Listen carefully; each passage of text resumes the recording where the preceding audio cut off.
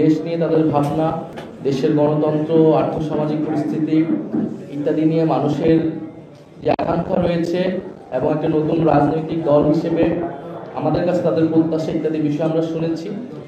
এবং আমরা কর্মসূচিটি শুরু করার আগেই আমরা বলেছিলাম যে মানুষের কাছে যে আমরা যাচ্ছি, মানুষের কথা শুনছি, এর ভিত্তিতে আমরা আমাদের ভবিষ্যৎ কর্মসূচি, আমাদের ভবিষ্যৎ বাংলাদেশের উপকল্প আমরা তৈরি করব। এবং আগামীকাল ৩রা আগস্ট আমরা জানি যে জুলাই গণঅভ্যুত্থান ৩রা আগস্টে শহীদ মিনার থেকে সরকার পতনের এবং ফ্যাসিবাদী ব্যবস্থা বিলোপের এক দফা দাবি ঘোষিত হয়েছিল, যে এক দফার মধ্য দিয়ে আমরা ফ্যাসিবাদী ব্যবস্থার বিলোপ এবং একটি নতুন রাজনৈতিক বন্দোবস্তের দাবি জানিয়ে এসেছিলাম।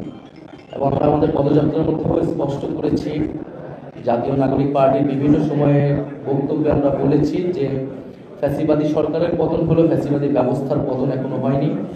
ফলে নতুন রাজনৈতিক বন্দোবস্তের বা নতুন বাংলাদেশের বিনির্মাণের যে লড়াই, সেটি আমাদেরকে এখনো চালিয়ে যেতে হচ্ছে। ফলে সেই নতুন বাংলাদেশের জন্য আমাদের যে কর্মসূচি, আমাদের যে রাষ্ট্র ভাবনা রূপকল্প, আমরা সেটি প্রকাশ করব আগামীকাল ৩রা আগস্ট ২০২৫ আমরা শহীদ মিনারে আমাদের এই যে জুলাই পদযাত্রা তার আনুষ্ঠানিক পরিসমাপ্তি হবে এবং আমাদের নতুন বাংলাদেশের ইস্তিহার পাঠ করা হবে, যেখানে জাতীয় নাগরিক পার্টির পক্ষ থেকে আমরা ভবিষ্যৎ বাংলাদেশের রূপরেখা এবং আমাদের কর্মসূচি আমরা ঘোষণা করব। বিকাল ৪টায় শহীদ মিনারে একটি জনসমাবেশের মাধ্যমে এই অনুষ্ঠানটি আয়োজিত হবে।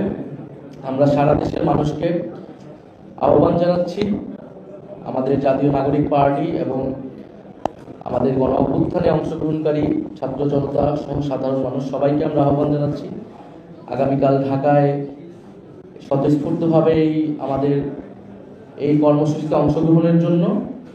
আমরা এই কর্মসূচির মাধ্যমে আমাদের যে ভবিষ্যৎ পরিকল্পনার রূপরেখা সেটি আমরা হাজির করতে যাচ্ছি। এবং দেশ গড়তে জুলাই পদযাত্রা কর্মসূচিতে সারা দেশে আমাদের এই কর্মসূচিতে যারা অংশগ্রহণ করেছেন, সহযোগিতা করেছেন, মিডিয়া কর্মীরা আমাদেরকে নানাভাবে সহযোগিতা করেছেন, আমরা তাদেরকেও ধন্যবাদ জানাই।